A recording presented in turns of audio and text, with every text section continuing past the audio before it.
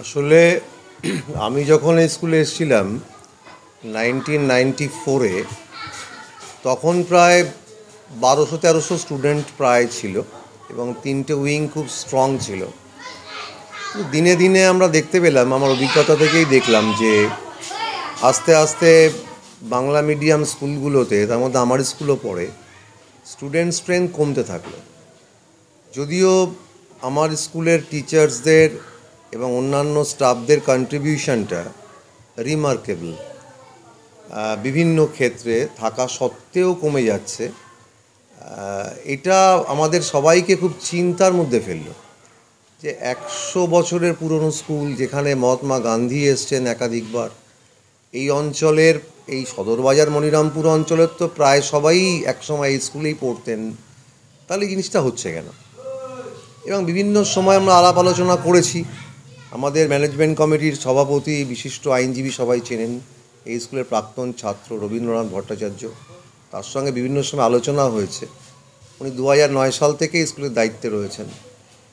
তখন আমরা একটা দেখলাম যে মানুষের মধ্যে একটা প্রবণতা তৈরি হচ্ছে যে ইংলিশ মিডিয়াম স্কুলগুলোতে পড়তে হবে, ইংলিশ মিডিয়াম স্কুলগুলোতে যেতে হবে। এই প্রবণতা থেকেই মধ্যবিত্ত, নিম্ন মধ্যবিত্ত সম্প্রদায়ের মানুষও না সুইচ করতে শুরু করলো ইংলিশ মিডিয়ামগুলো। তাদের মধ্যে একটা কনসেপ্ট তৈরি হলো যে বোধহয় ইংলিশ মিডিয়ামের এডুকেশানটা ছাড়া এডুকেশানটা কমপ্লিট হচ্ছে না। এটা আমাদের মানে অনুধাবন করেছি বলতে পারেন। সেই জায়গা থেকে মনে হলো, তাহলে আমরা কেন বাংলা মিডিয়ামটাকে রক্ষা করে, আমি আবার বলছি, বাংলা মিডিয়ামটাকে রক্ষা করে কেন আমরা এই অঞ্চলের মানুষদের কাছে এই সুবিধাটা দিতে পারবো না যে তারা খুব অল্প পয়সায়, খুব নমিনাল একটা চার্জে তারা ইংলিশ মিডিয়ামের সুযোগগুলো পাবেন। আর আমার স্কুল ভীষণভাবে আনন্দিত এবং গর্বিত যে আমার স্কুলে যে টিচার্সরা রয়েছেন, তার মধ্যে 19 জন টিচার্স উইলিংলি তারা সাইন করেছেন তারা ইংলিশ মিডিয়ামে পড়াবেন, এবং প্রায় প্রত্যেকেরই ইংলিশ মিডিয়াম ব্যাকগ্রাউন্ড। বলে রিসোর্সটা কিন্তু আমার স্কুলে খুব ভালোভাবে রয়েছে।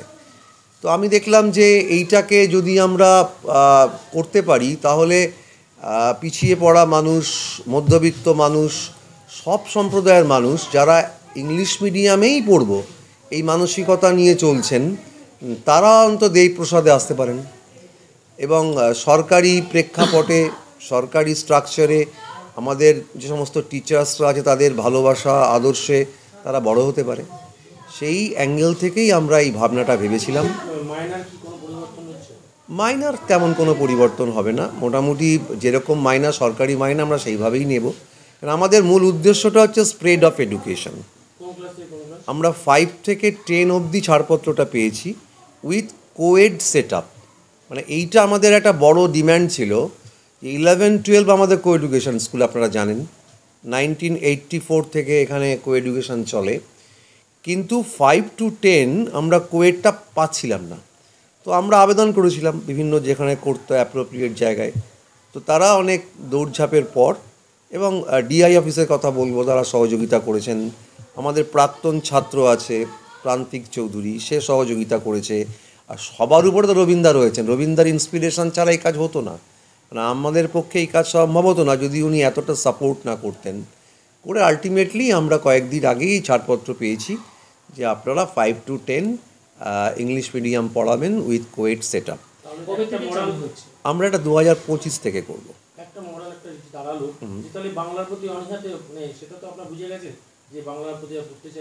না, এটা আমরা মানছি না, কিন্তু সোসাইটির মধ্যে কিন্তু একটা প্রবণতা তৈরি হয়েছে যে আমরা ইংলিশ মিডিয়াম বোধহয়, আমি এটা আগের দিনও বলেছিলাম, বোধহয় ভালো, কিন্তু আমি এটা ব্যক্তিগত মনে করি না। কেননা আমি নিজেও বাংলা মিডিয়ামের ছাত্র, আমার স্কুলের অনেকেই বাংলা মিডিয়ামের ছাত্র।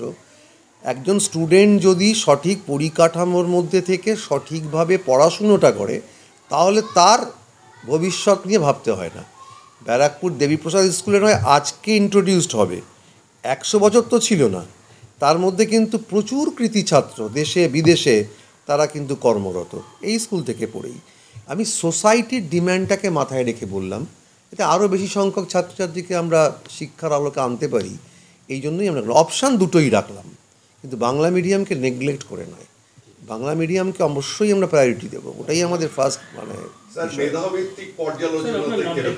সুব্রত দত্ত, আমি এখানকার ইংলিশের টিচার।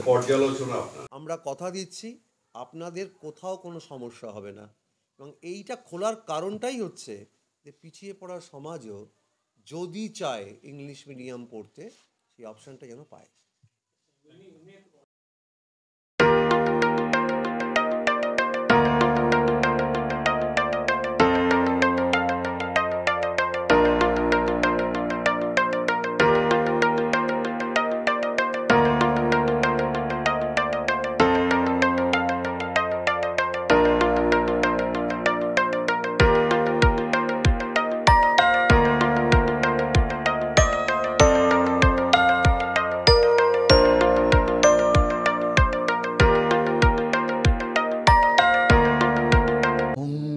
ঘট মঙ্গল করো সংশয়ে বরা ভয়, হৃদে ভরে দাও বিশ্বাসে আরো মাইলে আঙিনায়।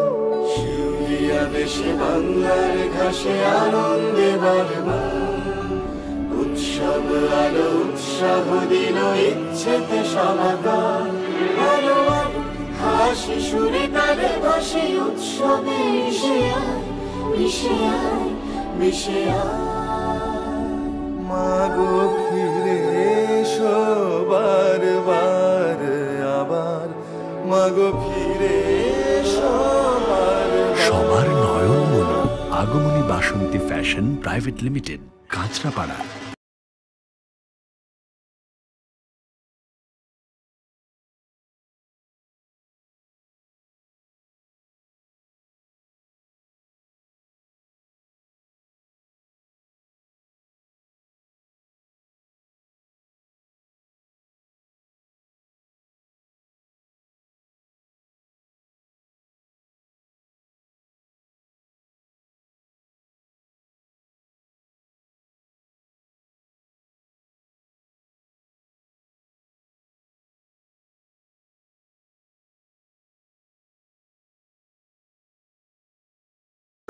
Kesari light house, Kesari light house এবং কেসরি লাইট হাউস নিজেদের রান্নাঘরকে আরো অত্যাধুনিকভাবে সাজাতে, সমস্ত কিছু পেতে চলে আসুন নৈহাটি গৌরীপুর চৌমাথা বাজার।